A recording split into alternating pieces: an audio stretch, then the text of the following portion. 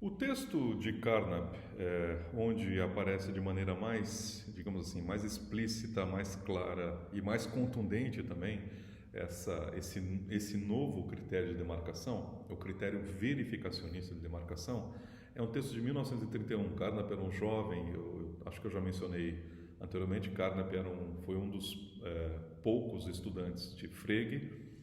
E Carnap viu no trabalho de Frege, quer dizer, aquilo que estava surgindo na virada do século XIX para o século XX, que era a lógica de Frege, o desenvolvimento de uma linguagem simbólica para relações lógicas. Ele viu naquilo um instrumento muito poderoso de análise, né? Análise filosófica, que é o que Bertrand Russell também fez. Bertrand Russell viu na nova lógica que estava surgindo, né, no desenvolvimento dessas ideias da lógica, um instrumento muito poderoso de análise da linguagem, de tal forma a fazer certos problemas filosóficos desaparecerem, porque Russell, assim como Wittgenstein, né, assim como o próprio Frege, achavam que muito do que ocupava os filósofos, sobretudo os metafísicos, né, nessa virada do século XIX para o século XX, eram questões geradas na linguagem. A linguagem tinha um funcionamento um pouco esquisito e acabava criando entidades, acabava dando a impressão que existem entidades, que quando você procede a uma análise da maneira apropriada, ou seja, usando o instrumental da lógica, você vê que essas entidades desaparecem, né? Não existem essas entidades, é um puro efeito ilusório, né, gerado pela linguagem. Essa era a ideologia oficial do Wittgenstein do Tratados, né? Ele diz no prefácio do Tratados, que é muito curioso, né? Um livrinho de 70 páginas, mas no prefácio Wittgenstein diz o seguinte: eu acho que nesse livro eu resolvi a totalidade dos problemas da filosofia. Um livro de 70 páginas. Imagina, Aristóteles escreveu dezenas de livros, Kant escreveu dezenas de livros, Leibniz escreveu tanta coisa que até hoje estão sendo publicadas, tem coisas inéditas de Leibniz, né? E Wittgenstein, em 70 páginas, ele diz que resolveu a totalidade dos problemas filosóficos. Mas é por quê? Quer dizer, Wittgenstein era megalômano também, mas o que estava contido aí no prefácio do Tratado não é megalomania. É porque ele achava que ele tinha encontrado a essência dos problemas da filosofia, né? Problemas filosóficos genuínos são problemas que dizem respeito à má compreensão da estrutura da linguagem. Ele achava isso, né? A gente fica confuso porque confuso com a estrutura da linguagem, né? E aquilo tem uma aparência de profundidade, mas quando você procede à análise adequada, aquela aparência de profundidade desaparece, tá certo? Como, por exemplo, todo esse discurso, o exemplo que o Carnap gosta de usar é o discurso do Heidegger sobre o nada, né? É transformar no sujeito gramatical a palavra nada, sendo que a análise lógica apropriada da palavra nada, quais são os contextos em que ela pode aparecer de maneira correta, de maneira que seja significativa, faz desaparecer. Nada não é um substantivo, né? Então, o texto que Carnap, onde ocorre de maneira mais contundente esse critério verificacionista do significado, é um texto de 1931 chamado, né, tradução, a superação da metafísica através da análise lógica da linguagem, né? Em alemão, bonito, Die Überwindung der Metaphysik durch die logische Analyse der Sprache, né? Que é exatamente Carnap botando o instrumental da lógica para trabalhar, não no sentido de destruir a metafísica, né? Não no sentido de destruir, mas no sentido de mostrar o real status epistêmico da metafísica, né? Eu falei falamos no vídeo anterior que uma sentença tem significado para Carnap, o chamado critério verificacionista, é que uma sentença tem significado se ela tiver um método de verificação. Primeiro.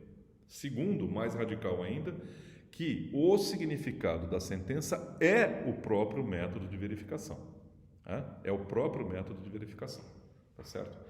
Então, sentenças que têm um método de verificação, você pode verificar, né? Você pode ir ao mundo e checar se elas são verdadeiras ou falsas, tem significado. Agora, a metafísica pelo menos aquilo que Carnap chamava de metafísica, como frases tiradas de Heidegger, frases tiradas de Hegel, o espírito absoluto é a realização do sei lá do que, essas sentenças não têm um método de verificação. Né? Primeiro que ninguém é capaz de explicitar, ninguém é capaz de tornar claro qual seria a forma de verificar, checar se elas são verdadeiras ou falsas. Né? O nada nadifica, qual seria a forma de checar se ela é verdadeira ou falsa? Né? A história tende para o espírito absoluto, né? O estado é a realização do espírito absoluto ou da razão absoluta. Qual é a forma de verificar, qual é o método de verificação se isso é verdadeiro ou falso? Né? Isso você pode exportar um pouco para a metafísica, por exemplo, a metafísica de Berkeley, né? Que tudo que existe é espírito, não existe a matéria. Como verificar isso? Existe um materiômetro ou espiritômetro? Não existe. Tá? Então, como é que eu vou verificar se esse indivíduo que está aqui na frente de vocês é apenas espírito e não matéria? Não existe um método de verificação. Tá?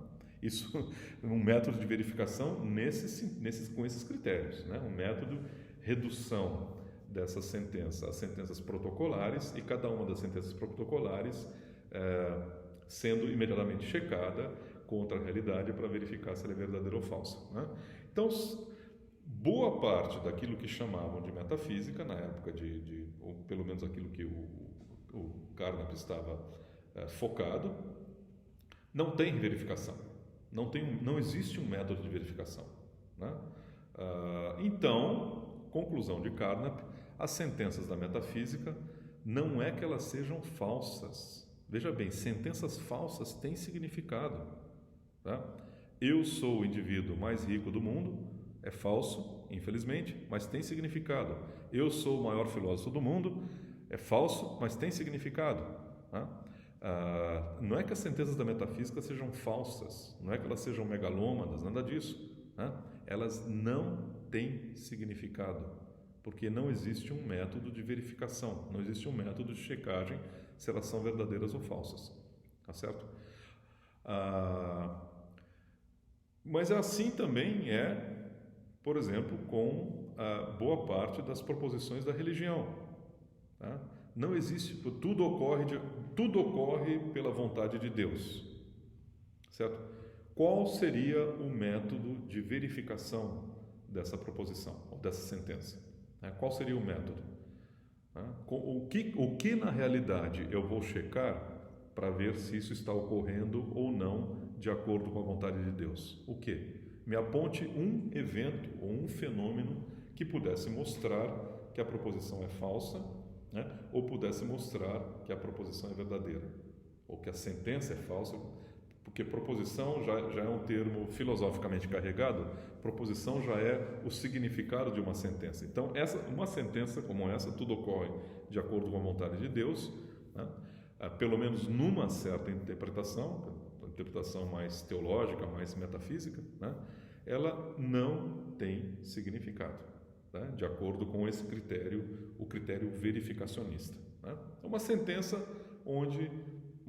que nós não somos capazes, não existe um método de verificação, é uma sentença que não tem significado. Veja que é diferente de sentenças, né, para as quais existe um método de verificação, mas nós ainda não temos condições de verificar. Nós ainda não temos condições, seja tecnológicas ou algo assim, de checar. Por exemplo, existe um número par.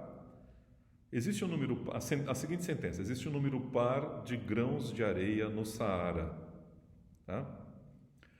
Ninguém na história da humanidade foi contar os grãos de areia do Saara, nem vai fazer isso. Possivelmente nunca ninguém vai fazer isso. Ninguém vai perder tempo contando o número de grãos de areia no Saara. Mas eu sou capaz, vocês também, de especificar um método de verificação dessa sentença. Tá? É fácil especificar. Vamos colocar os grãos de areia do Saara numa linha e contar. Né? E se for par, se for um múltiplo de 2 é par, se não for, ninguém vai fazer isso, mas a gente pode especificar. Né? Ou existem existem habitantes, existe vida inteligente na galáxia mais próxima da Terra, né? Possivelmente, nós não temos condições ainda de investir e ir lá checar isso, mas nós somos capazes de especificar um método de verificação, pelo menos em princípio, né? Mesmo que seja narrando algo assim, se conseguíssemos colocar uma nave, em tantos milhões de anos ela atingiria aquela galáxia, e nós somos capazes de especificar um método de verificação. E se uma câmera fosse colocada em direção a tal e tal, se fossem detectados tais e tais sinais, então seria verdadeiro isso. E se não for verificado sinal nenhum, né, então nós somos capazes de especificar um método, mesmo que por limitações tecnológicas, ou limitações da vida humana, ou limitações da humanidade, da vida da humanidade como um todo, nós não sejamos capazes de implementar esse, mas em princípio existe um método de verificação, né, de sentenças muito complicadas como essa da física, da astronomia, por oposição à metafísica. Veja que o indivíduo que está vos falando é puro espírito, não tem matéria, isso é inverificável por princípio. Não tem nenhum fato no mundo que você possa apontar que verifique isso, né? O nada nadifica, não tem nenhum fato no mundo que você possa apontar que verifique ou falsifique, né?